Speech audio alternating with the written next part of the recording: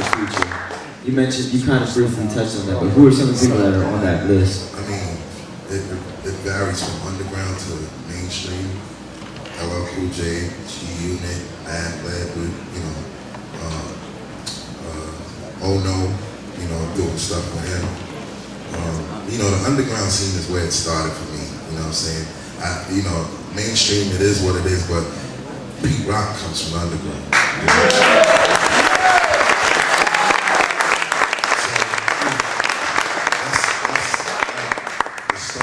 People always have to know how important that is, you know what I'm saying, regardless of the game, you know what I'm saying, and how these people in the game try to depict what you do.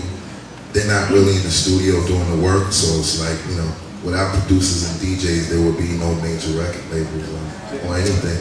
No doubt, no doubt, no doubt. And then who are some people that you've worked with and that you just love working with? Like these are some cats that I just love getting down with. Any of the Wu-Tang,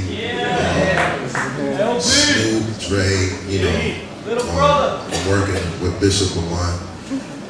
There's plenty of people out there that I enjoy working with in my career and just, you know, upcoming people. Don't want to really say their names because I don't want to jinx that. No doubt, no doubt, no doubt.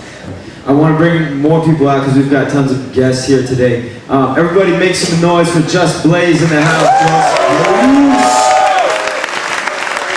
Just Blaze. My boy right there. What up, everybody? So I want to ask you the same question too, man. Like how has Pete influenced you in any way as a DJ or a producer? I mean, if you listen to my whole first beat tape I ever made when I was like 15 or 14, it probably just sounds like the main ingredient. For the most part. From the Brethren drums to the horns and all that. Matter of fact, I think on my blog, me and my brother did In the House Over. Yeah, I found the sample and we did the record over. He wrote his own raps and I tried to imitate your beat. I said that beat. But yeah, it's definitely a huge influence. I mean, you know, I was cutting up, you know, giving party people something. You know, just all what record was that? Bismarck. Yeah, the Biz and Kane record. Just rounding with Biz. You know, so it's like, you know, it's definitely a huge influence on my career and just what I pride myself on, which is just the real hip hop side of things. And you know? I have to say one thing about him. Like I used to be in a record store in New York and see this one guy in there a lot, you know. And I used to just see him sitting on the floor going through these bins and stuff. And then I would come and, you know, for another day and see him in there again. I'm like, damn, I'm seeing this dude a lot. You know what I'm saying? You know. And then I figured out that it was Justin. You know what I mean? And I was like, wow, like, you know. Yeah, I was every day living in the store. Dog, it was just like, okay, obviously he's gonna be somebody. He's in here every day like me. So, you know what I'm saying? Word, it was crazy. And with all you guys up there, how big are your vinyl collections right now? Because I know you claim to have like an amazing vinyl collection, and all of you guys, like how big is the vinyl collection?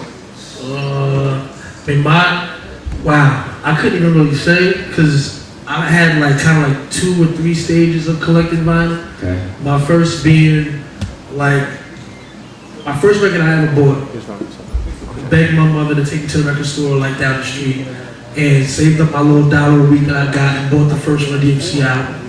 And so that was like the early stage between that and inheriting my cousin's Fat Boys 12 inches and albums and that whole first initial era.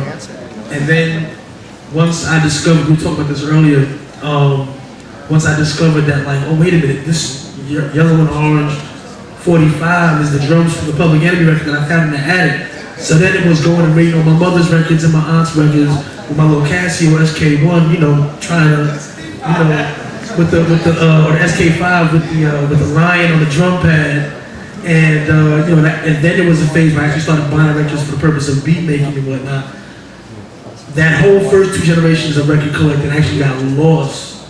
It was about like 7,000 records. So it was long story short, the storage situation that went bad. And it was like every record collector's nightmare. You just go, hey mom, where's the records? Oh, I've been meaning to talk to you about that. Really? I ain't gonna lie, man, I cried for like a day. That's a reason to cry. And I still count them as they're mine, even though I don't have them in my possession anymore. But if I totaled up all of those and the records that I have currently, it's probably something, I mean, I know that first year when I first really started going hard when I moved to New York, I bought like a good 20 to 30 records a day for like an entire year straight. Any money I made just went right back into it. If you do the math, I kind of did the math one day, and I think it ended up just in my studio alone. It's probably something like 20,000. Right. About 25,000. Word. Plus like another maybe, I don't know, 4 or 5 on my mother's house. You know, and then the 7,000. Rest in peace. Yeah. If any of y'all are ever in a thrift shop or a secondhand store or whatever, wherever, if you're ever in a record store and you see some hip hop 12 inches that say "Just" in green marker, like a big graffiti letters, please just shoot me an email, hit the blog, and let me know, please. No doubt, no doubt.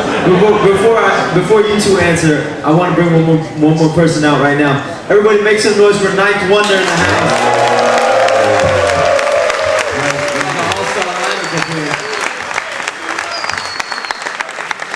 So Ninth, you heard the question earlier. Your vinyl collection. How big is your vinyl collection?